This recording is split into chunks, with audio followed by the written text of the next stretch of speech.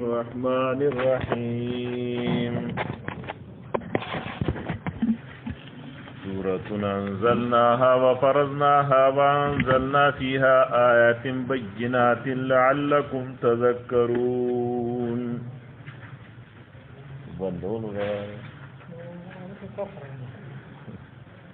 قل ميك راوڑا گتا اللہ سرور میکنی گیا وارو فاتی توقال دیا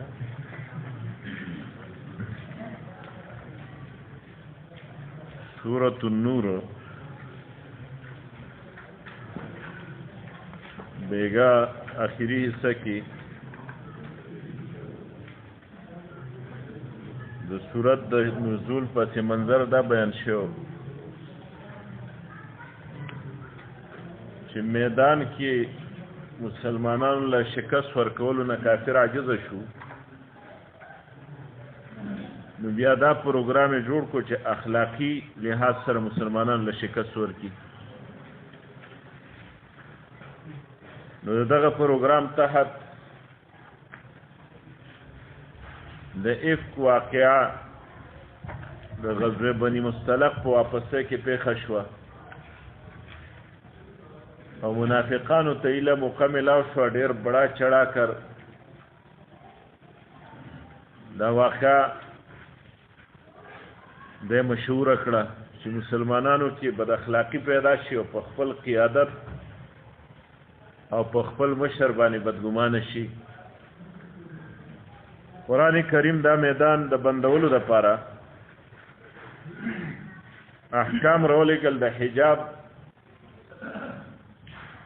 سورۃ احزاب آیاتونه چې ازواج مطهرات ته حکم فلا تخضعن بالقول بیا ولا وقرن فی بیوتکن ولا تبرجن تبرج الجاهلیة الاولى بیا یدنین علیهن من جلابیبهن دلته احکام ذکر کړه دې صورت کې د پاره د دفع د فحشا چې د زنا او فحشا دا به څنګه ختمیږي نو زنا له سزا مقرر کړه فجلدوا كل واحد منهما 100 جلده بیا دویم حکم یو کو چې د دې پلیتو خلکو سره تعلق مساته الزانیة لا ينكح الا زانیة او مشرکة والزانية لا ينكحها إلا زان أو مشرك وحرم ذلك على المؤمنين درېمه مرتبه کې پر الفاظ باندې پابندي ولګوله چې به تحقیق به څوک دا غلط الفاظ نه استعمالي او کچا دا لفظ استعمال کو یا زانی یا زانیتوی چاته وي نو یا خو به څلور ګواهانو سره دا خبره ثابتې او که ثابته نه کړه نو بیا لري اتیا کوړو ته اتیا کوړې سزا ته دې ته به تیاریږي دې لپاره چې دا د فحاشۍ لفظ د زنا لفظ د معاشرې نه ختم شي ځکه څومره چې یو لفظ عامیږي هغه عمره د هغې نه نفرت ختمیږي ناروای حرام کاری عام شي مثلا دا تصویرونه دي ناجایز دي او چې عام شو نفرت ختم شو مولای مباسی امیر مباسی تبلیغی مباسی هر سره تصویر دیوالونه ټول ډک کړي امیر صاحب ځان ولاړی پکې مولوی صاحب پکې ځان پټکیا وهله چا دوه غوتی اوچتي کړي چا سپېړو اوچته کړي چا یو غوته اوچته کړي دا نفرت ختم شو ګناه ورته نه ښکاري دغه شان نفحشه دا لفظ چې زیاتی نو دینم نفرت ختمیږي د دې وجنه د ان الذين يحبون ان تشيع الفاحشه في الذين امنوا لهم عذاب اليم في الدنيا والاخره چې څوک فحاشي مؤمنانو کې عامي الله پاک دې له دنیا آخرت کې سزا ده دا د میډیا په ذریعہ باندې فحاشي عاميږي دا کوشش شروع ده د میډیا په ذریعہ باندې د فحاشۍ هغه اخري حدود یې کراس کړي دي نو دی باندې قرآن پابندي لګوي چې دا لفظ مه استعمالوئ یا به بیا ثابته او کله ثابته نه کړه یا به ته سزا ملاویږي نو بار خو سړی څوک تا نه تپوس کولی شي ته چاته کنځلو کې کور کې اکثر کنځل کوي خلک خپل کور کې دننه دا الفاظ استعمالي خپل کور والا ته او دا اوس هم زیات خلک استعمالي ځکه ښځه تپوس نشي کولی ښځه تپوس نشي کولی نو په دې الفاظ سره بعضې خلک خو خپلې ښځې ته اواز چې کوي په دې الفاظ سره کوي څه شوه د لغړې لور نو دا دې الفاظ دا خپلې ښځې له نوم ایښې وه دا لغړې لور څه شوه د کنجرې لور څه شوه نو دا الفاظ کور کې هم پابندي ده چې کور کې دا الفاظ استعمال کړه نو یا خو به ثابتوي او یا به لعان کوي ښځه به جدا کېږي بیا په یو خپه تاویږي ښځې ارمان به کوي لعان به کوي دا څلور احکام اول نازل کړه دفع د فحشا بیا زجرونه هغه خلکو باندې چې دي کې حصه اخلي بیا مبادی سبعه د دفع د فحشا لپاره ذکر کړه چې فحاشي څنګه جوړیږي د هغه د فقېږي څه طریقې سره ځکه شریعت دا اصول دي چې یو حد مقرر کی نو دا مقصد نه دی چې خلک دې په دې کې ارتاویږي او سزا به ورته ملاویږي بلکې د حد مقصد دی چې دا هغې لپاره بیا نورې پولې کېږي چې دې ته څوک نږدې کېږي نه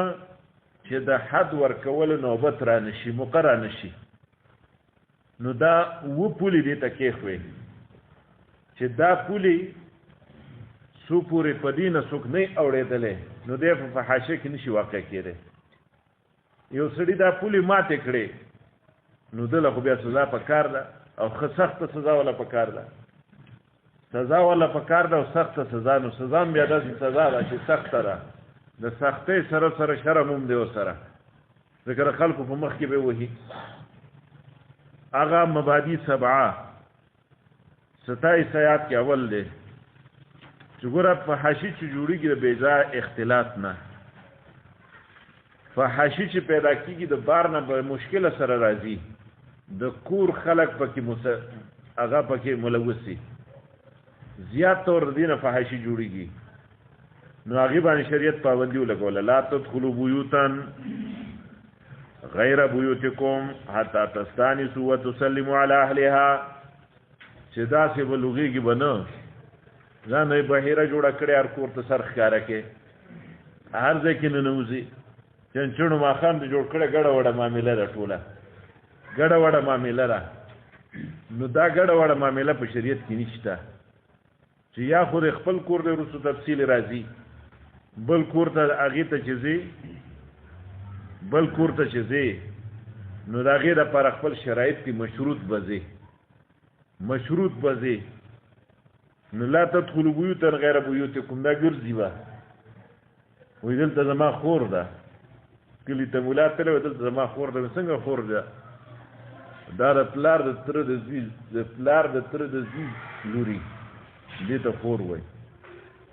د پلار د تره د زوی د هغې لوري وایي دا خو زما خور ده د دې کې بس وایي نور پکې څه پاتې دي خور خو دغې ته وایي که نه نو دا لا تدخلوا بیوتا چې دا پردو کورونو ته مه ځئ چې دا کورونو ته ننوتل دا بند شي ځکه هلته موږ تفصیل وکړو بیا د مغیبات او بیا د خلوت چې چا خلوت کومو زنانو سره جایز دی مغیباتو دپاره خصوصي احکام دي په دې چې پابندي ولګېده په دې پابندي ولګېده چې کور ته هغه کسان به راځي کوم چې شریعت اجازه دي ډېره فحاشي په دې سره بنده شي دا په ډېرو قومونو کې دا ازادي ډېره ده په ډېرو قومونو کې بس یو نسب کې چې صرف یې په نسب کې پښتانه وي د پنسې رقص غلی نو دا د ستر دپاره د پنسې رقص غلی چې صرف نسب یې وي نو بیا بس په ټوله ټول په ټوله هر کور ته ننوځي. بعض ځینو کې دا د اختر رواجي، په اختر کې به روان شي، دا به هر کور ته بل نوځي، هرې ښځې سره بره ګډه کوي. دا سړي بیا دا ستا سړي نو د هغې بیا بېرته ونې خپل دي. دا د بېرته خپلو معامله ډېره اوږده ده، یعنې بیا یې بیان نه شي کولی چې دا څه دي، وایي دا ستا څه کېږي، وایي دا داسې بېرته ونې خپل دي. نو بېرته ونې خپلو کره به ننوځي، نو دا دې نه فحشي جوړېږي. ځکه نظر سره لګي، اختلاط راځي، بعضې وخت کې خلوت راځي، مکالمه راځي. نو دا اوله پابندي، اوله پوله ده چې محدود کورونه دي، باقي کورونو ته نشي تللی بې اجازته. دویم، قل للمؤمنین یغضوا من ابصارهم ويحفظوا فروجهم. قل للمؤمنین یغضوا من ابصارهم، چې دننه زنانه دننه پاتې شوه، کور ته خدای تللی نشي، پابندي پرې ولګېده، نو چې نشي تللی بار به ګرځي، بار به کوڅو کې ګرځي. یو عربي هغه وایي چې ما د ملکونو دا خلک مې کتلي دي، وایي ملکونو دا خلک مې کتلي دي، دوی طبیعت څنګه وي؟ وایي څنګه طبیعت وي؟ وایي بنګالي سړي نظر په برمیل باندې، دا سعودي کې دا برمیل یا ډرمونه باندې لګان ورته ورځي، هغه بنګالیان چې هر وخت د هغې اپریشن کوي چې څه پکې موم یا جدا جدا تیلو کې راخلي، هغه وړي ځان له خرڅوي. نو هغه عربي دا وي، وایي د بنګالي سړي نظر په برمیلي، د مصري سړي نظر په تلاجه باندې، دی د خوراک غرضي، او د پاکستاني سړي نظر په پردي کوري چې چېرته زنانه راووته چې ما ورته وکتلی، چې څوک چېرته کور کې بدن نه په چودونو کې بسۍ کوي، په چودونو کې بسۍ کوي، په دغه کې به ګوري چته به ختلی، بره به دا نظر به یې سلور کړی چې پردی زنانه باندې چې زما نظر پرېوتو. دا طبایع دي، د مختلفو قومونو مختلف طبایع. نو چې دننه نه بند شوې، بې اجازته تلل بند شو، نو بیا په لارو کوڅو کې ګوري،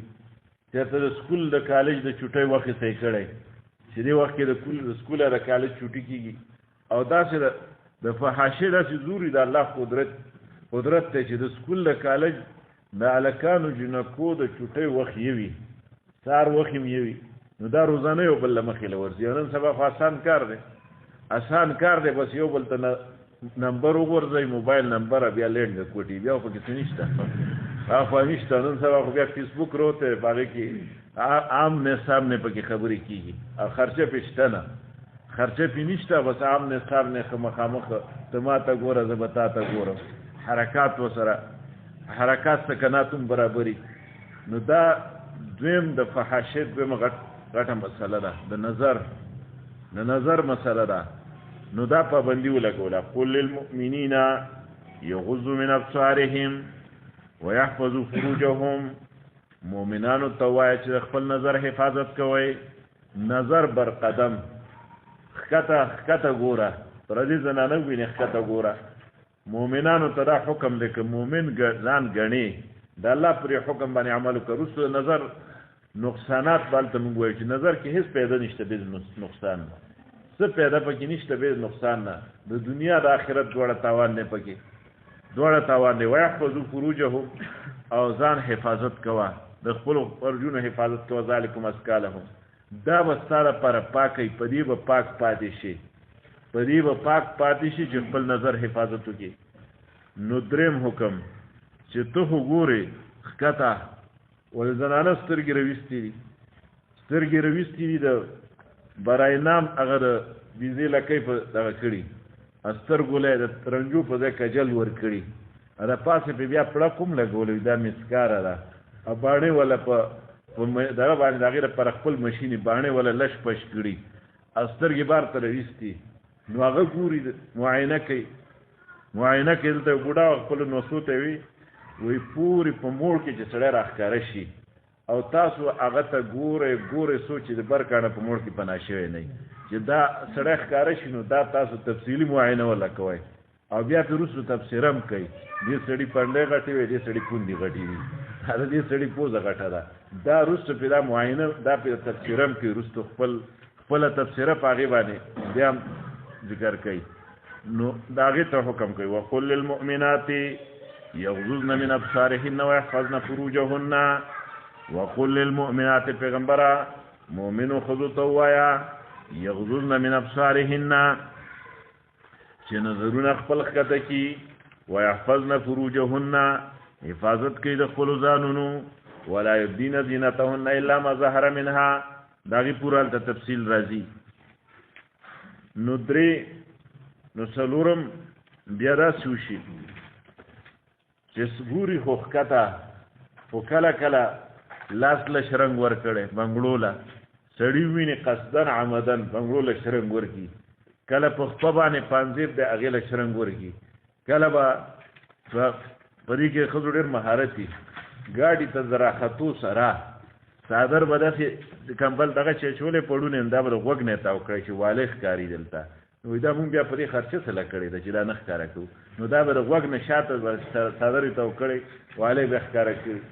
کله ګړې وسره نو زر تر زر یو ان چې صادر بداسي داسي کی لاس برو باج دما په لاس سره ګړې ده دا سره ګړې هنن سبا په دواني کیږي دا څه څه وغټ شي زنانو ته ناشنا شیخ کدا چې نه ښکار کړی اسی گزاره نه کیږي یو لاس ته پردې غوته چولی نو دا به پړونی نه بار دسي زنګي دا به دسي جدا زنګي وسره دغه دې ته غوته چولی چې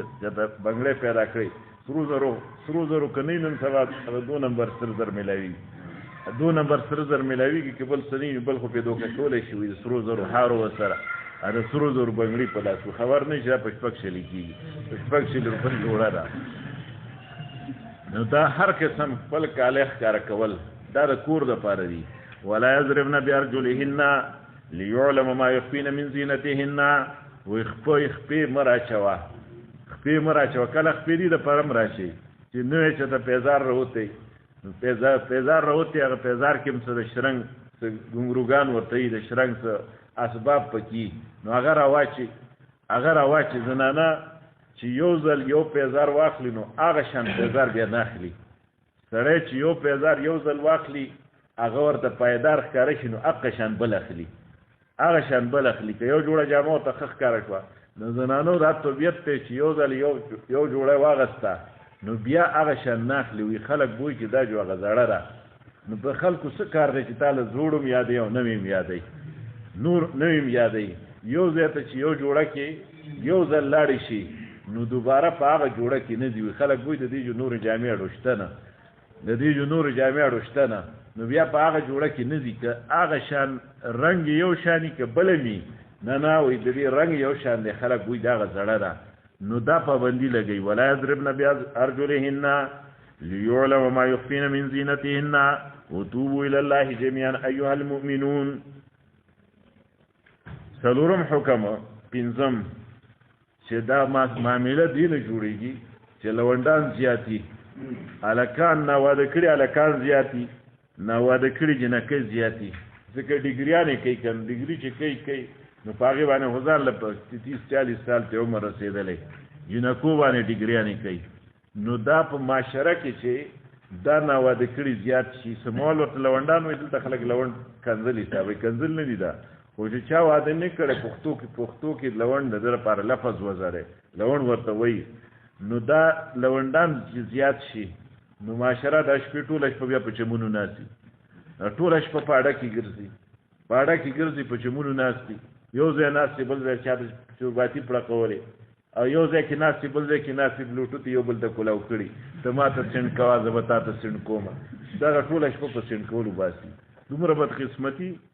د روژې دا ټوله شپه رونکي دا خلک د روژې ټوله شپه اکثر د لونډان دا رونی خوب نه کوي پکې ټوله شپه رونکي خو په څه کې رونکي بس دغه یو شعر وته وي دا فیسبوک دی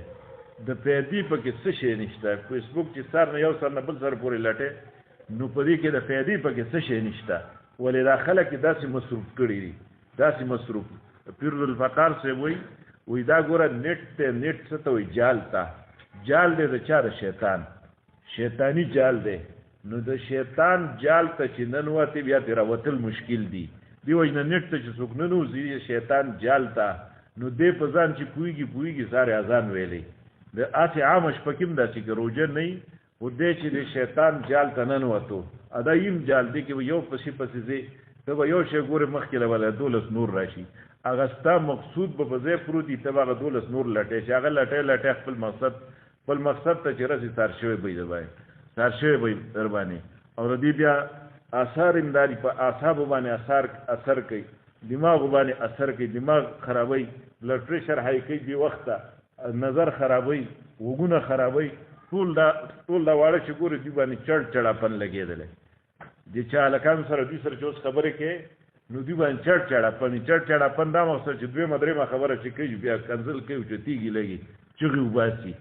چې نور څه نشي ویلای اسی چغي وباسي دا چړاپن دام نه نشته وجن لګي چې دا فیسبوک کې ټول ورځ نو دی دماغ ول مفلوج کړي نظر مفلوج وګونه خرابي دماغو کې فرق خوب صحیح نه کیږي تو نت چو کې بیا چې سمبلی نو دغه په خوب کې ټول شپه لایک کول کوي دا لایک کا پرې باندې کمنډ ولیکا دا ټول شپه پرې کې وباسي په خوب کې بیا دغه شی کې په چا باندې کمنډ لیکي او په چا څوک لایک کوي څوک نه لایک کوي ټول دا ټول شپه پرې وباسي دا چړ پین ټولګي نو دا شپه رون کې نو دا لوندان مصروفه کوي دا لوندان مصروفه کې دولا دا د پوز پیزوان ورته واچوي وان کې هلا یما منکم والصالحین من عبادکم ایمایکم سموالو سروي چې زیل ناراضي پوزه کې ورته پیزوان واچي پوزه کې ولا سوریو کې پیزوان پکې واچي بیا داسې په ځای ولاړی به سر نشو خوځولای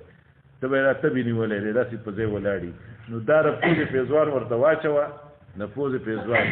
نو بیا به صحیح نو دواړو طرفو ته به صحیح شي وان کې ولا یما منکم چې نکاح دی ولا وکړه نو بیا جواده کو دې په قلارې بیا سوټ شي فیضام خامیدون یخي وبري پواړولې بیا سوړي یا واسي بر ټول شپه بار ګرځي وادو کی ماسوتن مونږ کړه یا نه کړه بیا ځان کور ته رسولې ځان کمرې ته کړه ځان کور ته رسولې بس صحیح ده شریعت هم دغه د پاره کوي چې دې صحیح شي دې کور ته شي بیا مچ په جبه باندې پاسې مچ په چته کې جبه پسې روباسي لاسو کې دم نه په جبه باندې مچ پاسې نو دا کار وسو کې پیزوان ورته واچو وان کې ولایا منکم وصالحین من عبادکم و ایمائکم او شپږم او وخت به غلامان وینځي به دا وی به واده سوک نو تنظیم به سوک نو هغه نه به نقصان جوړېدو خرچه به سره نه وینځو سره دا خرچه پیدا کولو لپاره به فاحشی به کوله نو داغي قران حکم وکړو چې والذین یبتغون الكتاب مما ملکت ایمانکم فکاتبوهم ان علمتم فیهم خیرا چې دا که مکاتب کیږي نو مکاتبه کوي او اخیری وم حکم ولا تکرهوا فتياتكم على البغاء چې جنکې د کینولي ورکې نه دا به داسې سړی داسې ډیګري وي وسره داسې سړی وي دا به 22 ګریډ افسری دا به 20 ګریډ رسول نه کم خو یاړو امکان نه پیدا کی اره کیپټن او لیفټننټ نه چې کمی ډاکټر نه چې کمی هغه له موږ نه ورکو نو دا په کور کې د جنې حضور بالغیږي بار کور کې سلور 15 جنکې بالغ شي جنکې چې بالغ شي دینو نقصان جوړیږي ولا تکرهوا فتياتكم على البغاء نو دا په زور باندې په بدعملۍ باندې مو مجبور کوي سکولونو للیږي آلته ورته جوانې جنکې او خصم بال کړي ته به دا اوس ډولې ته کېږي چې سکول ته ځي نو دومره میک اپ وکړي او دومره ځان سنبال کی او دومره د هر ورځې د پاره نوې جوړه پیدا کړي ته دا که جو سه ډولې ته کېږي رخصتي ده نو رخصتي ده صرف ډولګي او سره نشته نور پکې صفاتې نه دي آلته چې لګي آلته الکان ورته پړای کوي نوجوان الکان غیر شادي شده سنجیدم نه غیر شادي شده نوجوان الکان عام نه سامنے نه پکې پرداشت نه سه اړشته ستر پرده نشته ګل عزار رازه لکه د برق په خپل لار رازه بیا ستر پرده پکې نه بیا که څوک سوی وې دا د سکولونو خلاف دي دا د تعلیم خلاف دي نو تعلیم د تعلیم خلاف تعلیم وکړو دا تعلیم طریقه ده سکول دی نو چې جنکې دي فیمیل دي نو فیمیل استادان ولا پیدا کړي چې خامخا دا کار کوي دومره باری پیسونه اخلي نو فیمیل استاد پیدا کړي چې هغه ورته پڑھائی کوي هلکان به جنکو ته پڑھائی کوي جنکې واړه هلکان ته پڑھائی کوي صورت نو دا شپږ و مبادی شو چې دا و پولی ورته کېښوې په دې چې پابندي وشي دې کې بیا نوبت موقع نه پېښېږي د زنا چې موقع نه پېښېږي د سزا موقع نه راځي حدود د شریعت سخت دي خو د حدودو موقع ډېره کمه ده وای دا حدود د شریعت حدود چې کوم دي دا ظلم نه، دا نور ظلم ورته نه ښکاري، دا نور ظلمونه. داسې دا میډیا والا دا داسې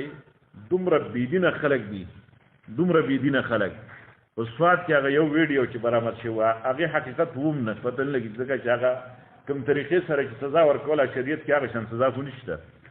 چې کومه سزا چې ورکوي شریعت د زنانو له دا سزا نشته دغه ویډیو کې چې کومه سزا ده. دا هسې چا څه شی جوړ کړه، هسې چا یو پروګرام جوړ کړه، هغې کې او وهل یې څه د وهلو په طریقه هم نه دي او نه داسې بې پردې وهل په شریعت کې شته چې ته چا له حد ورکې پردې جنۍ به یې د لاسونه نیولي، دا طریقه هغه به اړې راړې او بیا به کیمرې ته برابرې. نو دا هغې باندې په هر 15 منټه پس به په دې میډیا خوده، دا په هر یو باندې کې دا جیو دی ARY دی فلان دی، په هر 15 منټه 10 منټه پس به خودو چې هله ظلم وشو. او دا د برما مسلمانان زنانه ذبحه کوي، لاندې ورته لګن نیولی او وینه ولا جمع کوي، پته نه لګي چې د وینې سره به څه کوي، سینې ته غوڅې کي. بلکل دغه شان برهنه لاشونه د زنانو سینې ته غوڅې کړي دي، دا اور باندې سوځولي دي. ماشومان اجتماعي داسې ورته ورځي لکه لرګي چې ورته اخوا کې او داسې دغه ته جوړ شوي. بلکل دا هغې هېڅ تذکره نشته چې د دې لپاره شریعت خلاف خبره شي، داسې بڑا چڑا کر پیش کوي. بیا دا هم دغه اصل مقصد دا دی، ان الذين يحبون ان تشيع الفاحشه في الذين امنوا لهم عذاب اليم. څوک چې فاحشه ورکوي دا هم یاد ساتئ، څوک چې فاحشه شایع کوي، لکه خلک په دې فیسبوک باندې اکثره لکان په دې فیسبوک فحش تصویر ورکي، هغه بیا په ورځو چلیږي، ځکه بل سړی پرې لړکولی نه شي په خپله دی لړکوي نه، نو په ورځو چلیږي. که څوک یې غرضي او که نه خو هغه ته مخې ته کېږي. دا سړی د لپاره دا سپیشل حکم دی چې لهم عذاب علیم فی الدنیا والآخره، دردناکه سزا به الله ورکوي په دنیا او په آخرت کې. دردناکه سزا ده داسې خلکو لپاره چې هغه د فحاشي خورۍ فیسبوک باندې فحش تصویر ورکو، هر سړی ګوري، نو دنیا کې ولم سزا ده، عذاب یوازې عذاب نه عذاب علیم، په آخرت کې ولم سزا ده. والله یعلم وانتم لا تعلمون. صورت خلاصه پاتې وه. خلاصه صورت دو حصو ته تقسیم دی. اوله حصه کې 4 احکام متعلق د زنا اوس موږ تفصیل سره وي، په تهمت لګونکو باندې زجرونه، او بیا 2 قوانین 2 مبادی هغه 2 پولې چې په هغې سره فحشانه بچ کېږي. دویمه حصه کې 3 قوانین نور دي او صفات د مؤمنانو منافقانو د هغې یو بل سره تقابل دی. ابتدا کې تمهید، منځ کې دعوه د صورت، 4 دلایل عقلیه دي پکې، آخر کې عدد توحید، 10 قوانین دي صورت کې ټول. بسم الله الرحمن الرحیم. سورة انزلناها وفرضناها. دا تمهید دی، 5 طریقو سره مضامین د صورت ته ترغیب ورکوي. 5 طریقو سره ترغیب دی. اول سورتون کې تنوین لپاره تعظیم، هذه سورة عظیمة، دا یو زبردست لوی سورت ته، سورة عظیمة. لوی سورت ځکه ورته وایي چې په دې کې د معاشرې اصلاح ده، پکې معاشره صفا کېږي، د فحشا ختمیږي، رڼا ته خورېږي، اشعة النور. نو سورة تنوین د تعظیم چې الله ورته عظیم وایي، نو واقعي د عظیم صورت ته لوی صورت ته. خو که عملی طور نافذ شي، عملی طور موږ د هر شي ذمہواری په حکومت اړو، ټیک ده چې دا ذمہواری د حکومت ته، ولې حکومت اسلامي نه دی، نو کومه ذمہواری چې شخصي تعلق ساتي او سره په خپل اوس خزي ستر دی، نو دی حکومت سره څه کار دی؟ دا خو خپل شخصي خبره ده، شخصي خبره ده. یو سره خپل کور کې دا حکم ولې نه نافذ کوي چې بار ته به زین به ضرورت او چې ضرورت د پاره زینو جلباب باچوي، نو دی کې د حکومت څه کار دی؟ دا پابندي ونشته. دا فرانس نه دی چې دلته په ستر یا په باندې پابندي ده. دا چا پابندي لګولې؟ ته چا پرې مجبور کړي چې خپل بالغه جنې هغه سنبال کړي جوړه کړي ته لګي والته ورته بالغ لکان سبق وای، دی کې د حکومت څه کار دی؟ تا باندې چا زور راوسته؟ او خپل ایمانونه زمون کمزوري دي، خپل غیرت په مونږ کې نشته. نو سورتون تنوین د پاره تعظیم، سورتون هذه سورة عظیمة، دا یو زبردست صورت ته، یو لوی صورت ته. دویم ترغیب انزلناها، د کتاب حیثیت د مصنف نه خلق معلومه چې مصنف غټي وې دا د غټ سړي کتاب دی، دا د غټ سړي کتاب دی. دې کتاب کې به هم ډېر صحیح، دې کتاب کې به هم ډېر صحیح. وفاق والا چې کتاب په نصاب کې داخلي نو نس کتاب نه ګوري، کتاب نه ګوري، د پاسه وګوري وي داسې خسته ونه دی. دا سړي نوم ته وګوري چې دا چا لیکلی. نصاب کې داخل کې دا فهم الفلکیات ته که زباله داخله کړې په نصاب کې، نو په هغې باندې الله پاک پوهېږي، هغه مصنف هم نه پوهېږي. نو که هغه مصنف دلته راغلی مونږ یو سبق مونږ ته ووایي چې دا څنګه کتاب دی چې دې باندې مونږ نه پوهېږو که دې کتاب کې څه چل دی. هغه یو سبق شروع کو، هغه په خپل هغه مصنف یو سبق مونږ ته شروع کو، نو پته نه لګي چې هغه پوهېدو که نه پوهېدو، خو مونږ پرې نه پوهېدو چې دې څه وایي. نو دا یې په هغې باندې یو الله پاک پوهېږي، مصنف هم نه پوهېږي. او نوم وایي دا سړی ډېر دا ماهر فلکیات دی، د ماهر فلکیات دی، بس ده به دا کتاب هم لیکلی، دا به هم ډېر ښه کتاب. نو دلته دا الله پاک ځان ته نسبت کوي چې دا انزلناها، الله پاک وایي دا ما نازل کړی. نو چې الله نازل کو نو الله پاک عالم دی، د انسان فطرت ورته معلوم دی. فطرت چې ګوره دا شریعت احکام چې دي دا د انسان د فطرت سره مطابق وي. انسان ته ګوره سړی الله پاک جدا پیدا کړی، ښځه جدا پیدا کړی، شکل کې جدا دي یو بل نه، رنګ کې جدا دي، لهجه کې جدا دي، انداز د تکلم جدا دی، بیا د هغوی کې ناستل پاسېدل جدا دي، وضع قطع جدا ده. دا ځکه جدا پیدا کړي چې دا جدا کارون له پیدا کړي، دا جدا کارون له پیدا کړي. وایي دا ګاډي کې دو پهیې ہے، دا د ګاډي دو پایګانې دي. نو چې زنانه ته کور کې کېنه نو وایي دا یو پهیه دي مفلوجه کړه. نو دا واقعي خبره ده، ګاډي دو پایګانې دي، خو د ګاډي دو پایګانې دوه طرفونو ته، دواړه یو طرف ته نه لګوي خلک. دواړه چې یو طرف ته ولګي نو بل طرف ته به اکسل په ځمکه راښکلی کېږي، بیا به پرې لاړ نه شي. دا به یو ته لګي یو بل ته، یو به دننه یو به باري، یو به دننه طرف ته یو به بار طرف ته. نو دا به اله کار کوي. نو دا د ګاډي دوه پایګانې دي، خو یو دننه دی یو بار دی. دننه به دننه بار به باري، که دننه دی بار پسې راوویستو کار روانېږي، دا بار که دی دننه کو بیا هم کار روانېږي. نو دا الله پاک ته فطرت معلوم دی. فطرت د هغه فطرت مطابق احکام جاری کړي دي چې زنانه فطرت جدا دی، د سړي جدا دی، د سړي همت جدا دی. سړی ځان له غم ته لاړ شي ګېډۍ راوړي، نو ښځه دا کولی شي. سړي ځان له چې کوم ځای شپه راغله، چې کوم ځای شپه راغله، که جومات کې راغله، که چا سره حجره کې راغله، نو ښځه دا کولی شي. بې نظیر نه چا تپوس کو، هغې په حیثیت د ښځې زما ډېرې کمزورۍ دي او زما ډېرې مجبورۍ دي. د دې حیثیت نه چې زه ښځه یم، زما ډېرې مجبورۍ دي، هغه ما ته احساس دی. هغې ته هم دا احساس شو چې دا ښځه دې له نه ده پیدا، دا د دې فطرت نه خلاف دی. دا کار چې کوي وزیر اعظمي کوي، که سیاست کوي، که لیډري کوي، دا د دې د فطرت سره موافق نه ده. نو دا هغې د تعبیر په کمزورو سره کوي. په حیثیت د ښځې زما ډېرې کمزورۍ دي. نو دا کمزورۍ ځکه دي چې دا دې له پیدا نه ده. سړی پیدا دی د بار ګرځېدو لپاره، د سیاست لپاره، د لیډرۍ لپاره، د حکومت لپاره. هغه شان الله همت ورکړی، هغه شان شکل ورکړی، هغه عمره طاقت یې ورکړی دی، هغه شان د ده لب و لهجه ده. هر چا سره چې خبرې کوي، نو دا لب و لهجه ده جدا یي. زموږ استاد مولانا شمس الحق صاحب یو قصه کړې او طالب ته تپوس کو، اواز یې بدرنګه ونیو. بیا قصه وکړه، وایي د هندوستان د افغانستان بادشاه امیر دوست محمد خان، هغه یو ځل بنګال ته لاړ. بنګال ته چې لاړ نو بنګال هغه دغه چې وزیر اعظم، نو هغه ګیره برید دواړه خریلي او پانې خوړل او شونډې سره وه. نو دې چې لاړ دا خو دا زبردست پښتانه، دا امیر دوست محمد خان او دا نور د ده چې کومه دا کړه وه حکمران چې راغلي. نو دې چې اول لاړ اول ډېر لوی انتظام کړی وی. دې چې په ایرپورټ پوه شو، اول یې وی دا د سماټي لوټه بنئ. هغه حیران کړ چې موږ دومره هر شی تیار کړی او د ده اوس د دې مطالبې ته وښوره. بیا چې کوز شو، هغه صدر وزیر اعظم ورسره خبرې کولې،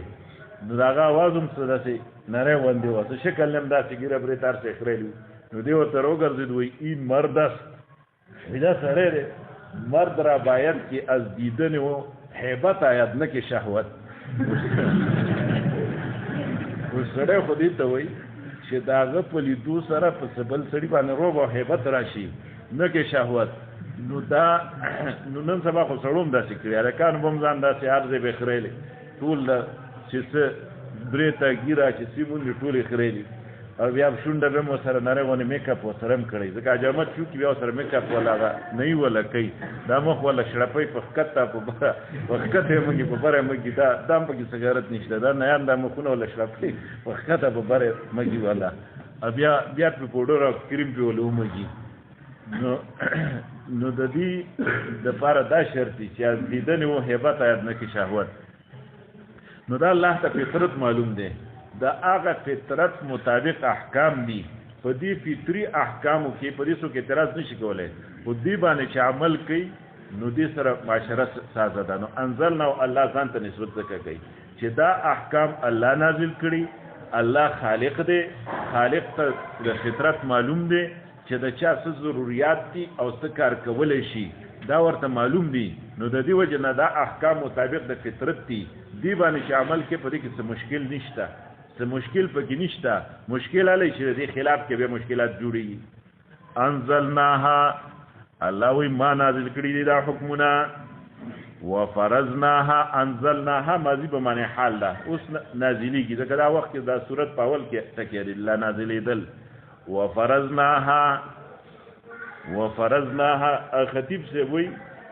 دا د پیندخان او توکل خان خبرې نه دي چې د دروغو د سټیشن نه نقل کیږي دا د الله خبرې دي. انزلناها الله پاک وی د ما نازل کړي. دریم ترغیب وفرضناها د دې حکمونه ما فرض کړي دي مقصد دا داسې مستحبه خبره نه ده مستحبات نه وي زواید نه دي سنت زواید دا د موټي نه زیاته ګیره نه ده چې چا وکړه ښه او که د چا یې ام ښه ده که د چا نه یم ښه. وفرضناها دا فرض دي احکام الله پاک وایي دا ما فرض کړي دي لازمي دي لازمي تپوس به کېږي چې عمل دې پشته کې نشته فرض احکام دي. مونځ فرض دی هغه کې نو دغه شان دا ستر هم فرض دی نو دې کې بیا ولې سستي کې یوازې مونځ دی بس منځت فضایل دي او ترغیب دی مونځ به پابندۍ سره کوو نو مونځ هم پابندۍ سره کول فرض دي خو دا احکام هم فرض دي دا زنانه په ستر کول او په کور کې دننه کول دا هم فرض دي څنګه چې مونځ فرض دی مونځ دې پرېښو سزا مستحق د سزا نو دې احکامو باندې عمل پرې دي مستحق د سزا به ګرځي. وفرضناها وانزلنا فی آیات بینات دا څلورم ترغیب وانزلنا فیها آیات بینات نازل کړي دي الله وایي ما پرې کې آیاتونه ښکارا آیات بینات نه څه مراد دي احکام دي قوانین دي دلایل دي مواعظ دي امثال دي آیات بینات احکام دي پکې زبردست قوانین دي دلایل دي مواعظ دي امثال دي آیات بینات دا څلورم ترغیب. لعلکم تذکرون دا پنځم ترغیب دې لپاره چې تاسو سوچ وکړئ دا مې را لېږل ستاسو تذکر لپاره ستاسو تذکر لپاره چې سوچ وکړئ دې په مضامینو کې دې کې خیر دی د دې په منلو کې خیر دی دې په نافذ کولو کې خیر دی دا پنځو طریقو سره ترغیب د مضامینو صورت ته. واخر دعوانا